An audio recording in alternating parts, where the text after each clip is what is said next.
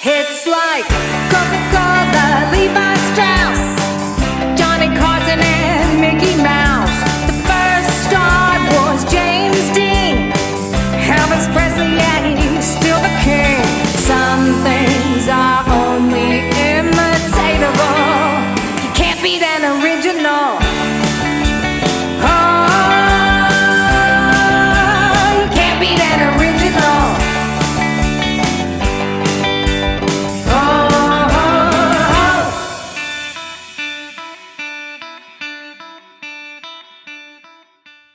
Hey there, friends and foes. This is the Prophet of Pop Culture, John Pyka, and I'm coming to you live tonight in the Cereal Box Network Saturday Rec Room, and doing just a little experiment tonight and asking the question that you might be asking. What is going on with DC Comics, Warner Brothers, and HBO Max? And I hope to get to the bottom of that a little bit later, but it is New Comics Day. Yum! And I've been to the new comic book shop. I've been to the comic book shop to get new comics, and I'm going to share some of the new releases. And unlike some of those other geeky tale shows, I actually have the physical copies to show you what I'm reading this week. And I gotta share this though with you. Ollie's Good Stuff Cheap, $2.29. Lucky Charms, Honey Clovers. I'm gonna be doing a taste test of this later this week, and we'll be having this Saturday morning on the back of the cereal box when we are going to be talking about DC versus Marvel Comics, which is best and why, and does it matter? So you'll want to join us this Saturday. Now let's talk about some new comics. Yum! I've got a stack. So out of the new releases that came out today, I only picked up 3. I picked up Demon Wars, issue number 1 by Peach Momoko.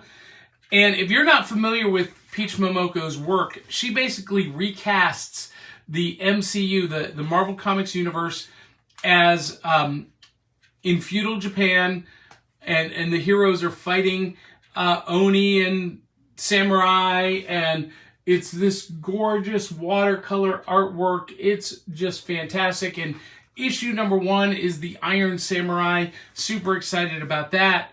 And also this week, Moon Knight number 14 by McKay, Cappuccio, and Rosenberg. And in this issue, it appears that Jake, Steven, and Mark are going to have a come to Khonshu meeting and reconcile some of their differences between the personalities. And this run has been great. Jed McKay has been doing a great job, and the artwork by Cappuccio is phenomenal. Now, I picked this up on a whim because I'm not quite sure what is going on here, but there is a panel that explains it. So, brand new issue of Shazam, the new champion of Shazam. Issue number 1. Get disconnected for just a second. So Mary Marvel and the Marvel family, but she is going to take up the mantle as the lead, the champion of Shazam. And that's where this picks up, and that's the story that's being told. I love Mary Marvel. I always have. Had a crush on her when I was a kid.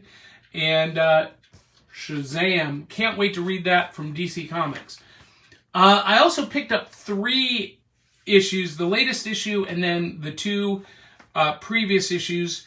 And I think I've already read issue number 1, but I picked it up again just in case. I don't know why I did that, actually. But I got Tales from Harrow County, issue number 1, 2, and 3. And I know I should probably just wait for the trade paperback to come out, But I love this story. I love Cullen Bunn's writing.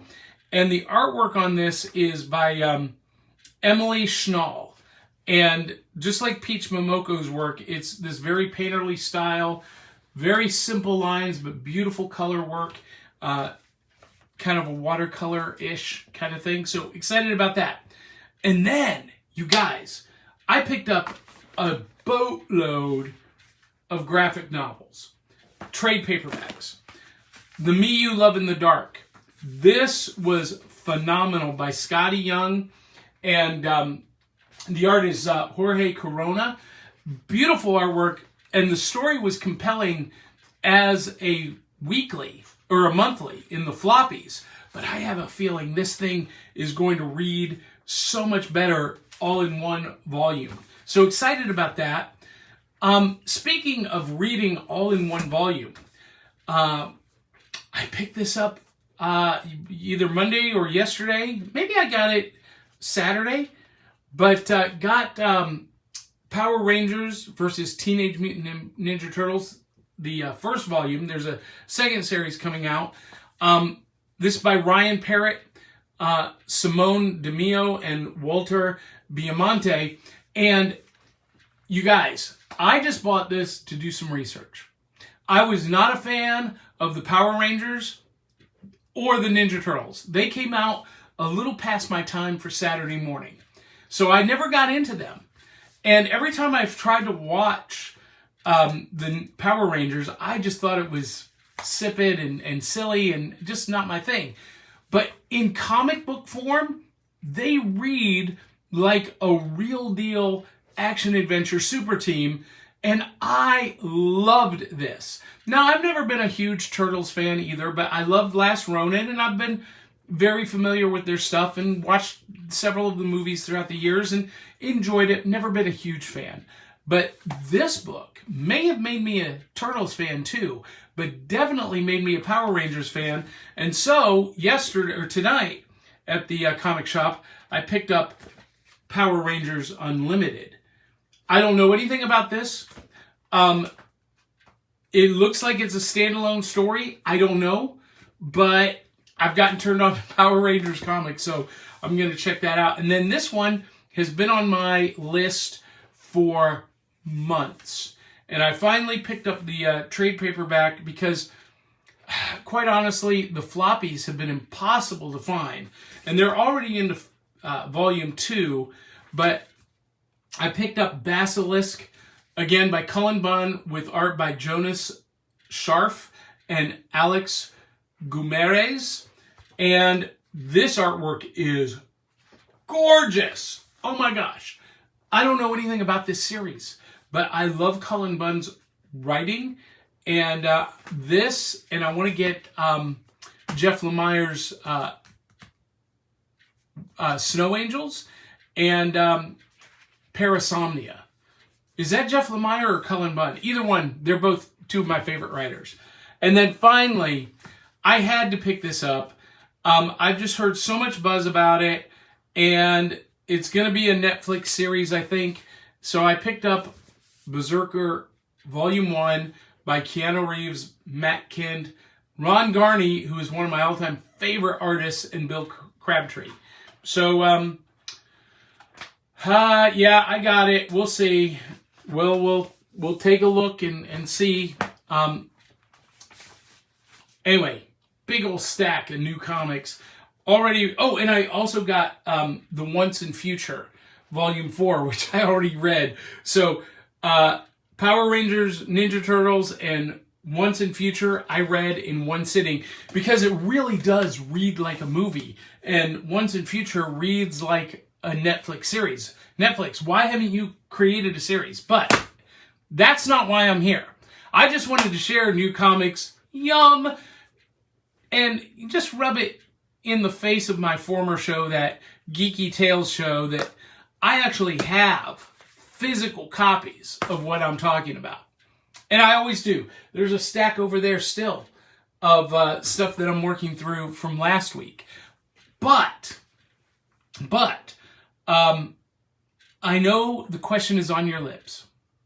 What's going on with DC Comics Warner Brothers and HBO Max. So you guys probably saw the news yesterday that Warner Brothers and HBO Max have scrapped the Batgirl movie. Just scrapped it. It's finished. It's in post-production. So far, they've spent about 70 million of the 200 million budget, and they've decided rather than complete the movie and release it, they're just going to shelve it. Done. Also, some news started coming out today. In lieu of that, they've also scrapped Scoob 2, which, okay, Scoob 1 was okay. It wasn't great. I don't think anyone's dying for a sequel, but they've scrapped that as well. And then the news came out today that HBO Max is slashing their scripted content. 70% of the creative team is expected to be laid off tomorrow on the investor call. And why does this matter? Warner Brothers, HBO Max are like this. They're owned by Discovery, who bought them from AT&T, who, AT&T bought them from Time Warner. Anyway, Warner Brothers keeps changing hands. And under the Warner Brothers banner is DC Comics, Warner Brothers Studios and Animation, and Hanna-Barbera and Filmation Animation. Some big cultural properties, some huge IPs. Not just Superman, Batman, and Wonder Woman, but you got Bugs Bunny, Daffy Duck, you've got Space Ghost, Scooby-Doo, the Flintstones, you've got the Jetsons, and Tom and Jerry, and all of the Hanna-Barbera characters, and all of the Bugs Bunny, Daffy Duck. Did I mention them? I don't know. The Looney Tunes characters, Animaniacs, all of that is under the Warner Brothers umbrella with DC Comics. Well, so they are expected to slash budgets, to slash staff, and to slash their scripted television department in favor of going to unscripted reality TV on HBO Max. And there are three big things in play. One, when Discovery bought Warner Brothers earlier this year, the first fallout was the CW shows. They were all canceled except for Superman and Lois and The Flash. The Flash was already finished. They are going to keep Superman and Lois, I think, for a third season, and that's it. Or maybe a fourth. I don't know what they're on, but all of the other ones were canceled. Legends of Tomorrow, Batwoman, Black Lightning, Naomi, Stargirl, gone. And so a lot of people are wondering, okay, they're not moving them to HBO Max, they just canceled them. So what does this slash in budget mean for HBO Max? Well, the prophet of pop culture is going to tell you what it means. It means that Doom Patrol and Titans are next on the cutting room floor. We might still get a Peacemaker season 2. Might. Don't hold your breath. I am predicting that tomorrow on that investor call, in that meeting, that they are going to cancel a lot of other projects. And not just Batgirl, not just Scoob, not just Doom Patrol and Titans. I think they are going to officially shelve the Ezra Miller Flash. They're already reporting that Aquaman 2 and Shazam 2 are getting pushed out. They're getting moved again for the third time. Could they get shelved? Shazam's done. I mean, they already started airing trailers for that at San Diego Comic-Con, but what about Aquaman 2? We don't know. So that's happening. Properties are going to get cut. They're going to delay things, and the big news is that they are going to be discussing a merger of their two streaming platforms, HBO Max and Discover Plus, and that they're going to focus on unscripted content. So all of this is because the new owners at Discovery they're bottom line suit and tie guys. They are not concerned with character building, world building, franchise development like Disney is with Marvel and Lucasfilm and Pixar. That's not who the Discovery people are. That's never been where Warner Brothers has been. I mean, back in the day when Warner Brothers was just Warner Brothers, yes, they had a very similar mindset to Disney, but they've been bought and sold by AT&T, by Time Warner, by Discovery, and now there are some sharks circling the waters. And here's my prediction. There are going to be two big power players that are going to come in and offer to buy Warner Brothers, which includes DC Comics, Warner Animation, and Hanna-Barbera. One is the powerhouse duo of Robert Kirkman and Todd McFarlane. Now, Todd McFarlane already has the DC license for McFarlane Toys, which took over the action figure production for Mattel. So all of Mattel's action figures and action adventure toys are coming through McFarlane Toys. And they've already got the DC license. And Robert Kirkman, if you don't know that name, he's the guy who created The Walking Dead, Invincible, Firepower. He's one of the wealthiest men in Hollywood right now. And between the two of them, they could buy DC Comics outright from Warner Brothers. And they've been trying to do that for about 3 years. And new rumors started popping up just a few weeks ago that they are back in the hunt, that they're coming back to the table. And they could do it. But I think the second party, there's someone else out there who wants the Warner Brothers properties. I'll give you 3 guesses who, and the first 2 don't count. I am talking about the mouse. Disney made a bid when Time Warner sold Warner Brothers to AT&T. They made a bid at that time for $2 billion, which is $2 billion less than what they bought Marvel and Lucasfilm for. Now, why would they come in and want to... Well, we know why they would want to buy them.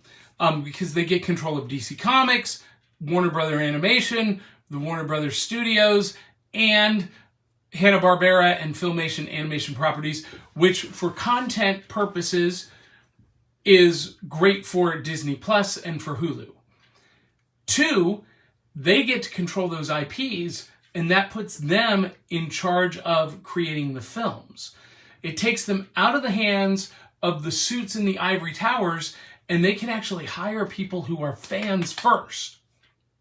And that would happen, with DC Comics, Todd McFarlane and Kirkman would be hiring people who love those IPs and who want to really see comics flourish.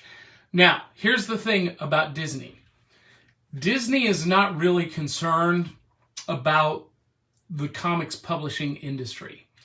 And we're seeing this at major retail like Barnes & Noble and Books A Million. If you go in there today, their trade paperback section now is this big for Marvel. 3 shelves, a whole section for DC, but for Marvel, this much. And for whatever reason, Marvel is not concerned with putting out product to the stores in printed form. Now, Kevin Feige says that that's going to change. I don't see it changing. So that would be a hit to DC Comics, because I think what Disney is more interested in doing is licensing out those IPs to other publishers. So Marvel is already doing this, and Lucasfilm is already doing this with the Star Wars IP and the Avengers, Spider-Man, Captain Marvel.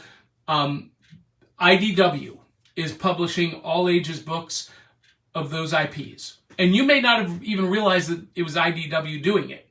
And IDW has stated that their goal is to get back in the mainstream newsstand market distribution. And if they had the DC properties and the Marvel properties, holy cow, that would be huge. Huge. And Disney could make that happen. But more than that, we would get new DC properties in TV and movies that were being controlled by an overarching hand. And I would suspect that they would probably put Robert Kirkman or Jim Lee, or even maybe bring back in Dan DiDio to oversee that. So that's what's going on. That's what's going on. You guys who love the content on HBO Plus, it's not going to be around much longer, I don't think. And my son was arguing with me. He was like, Dad, they're not going to get rid of any of that content on HBO Plus. It's superior. It's highest quality stuff. Well, quality doesn't always transmit or translate into profits. If they're losing money because people aren't signing up and subscribing to HBO Max, they've got to make it change. And in this case, they're getting rid of 70%, you guys, 70% of their scripted content. Gone! They're moving to unscripted content. Documentaries and reality shows, guys. HBO Max and Discover Plus is going to tank. And you better pray that Disney comes in and buys Warner Brothers and DC Comics. Pray that that happens. Because McFarlane and Kirkman only want DC Comics. They don't want the studios. They don't want any of that content. They want to start from scratch with DC Comics, which means they're still going to have to license stuff out to different studios. And we know how that worked for Marvel. When Marvel was licensing to Sony and Fox and Universal, it was a mess, and Disney is still trying to untangle that web and wrest control of Spider-Man and the Spider-Verse away from Sony. That's another topic for another day. And people are going to say, well, wouldn't that give Disney a monopoly? No. It doesn't even give them a monopoly over comics material, because you still have Image Comics, Dark Horse, IDW, Vault, Boom, Dark Horse, Dynamite, all of the other indies, literally thousands of titles. And so there's no case to be made that they have a monopoly. You got Archie Comics too. So there's no case to be made that Disney would have a monopoly on comics. Well, would they have a monopoly on, film and geek culture? No, because there's still Sony, Paramount, Universal. And so as long as there is still competition, you can't claim a monopoly. And there's nothing that is stopping any of the studios in the competition from going out, creating their own IPs, and creating their own multi-billion-dollar empire. So, there you have it. That is what's going on with DC Comics, Warner Brothers, and HBO Max. Questions, comments, concerns? I don't see any comments down below. I see Jordan Rebecca Harrison is watching. Glad to have you with us, Jordan.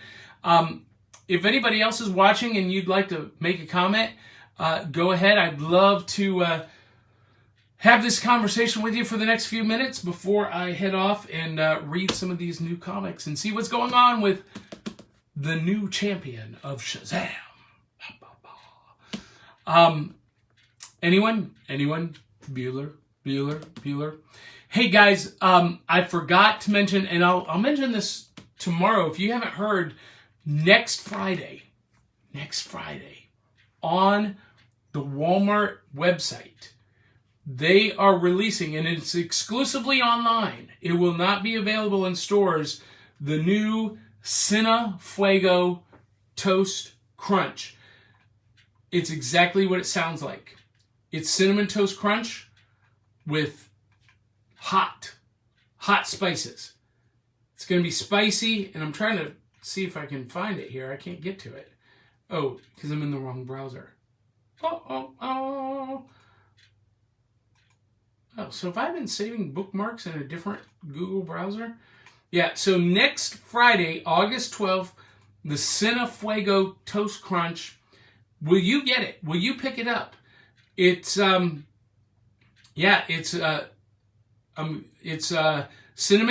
hot peppers. I can't wait to try it.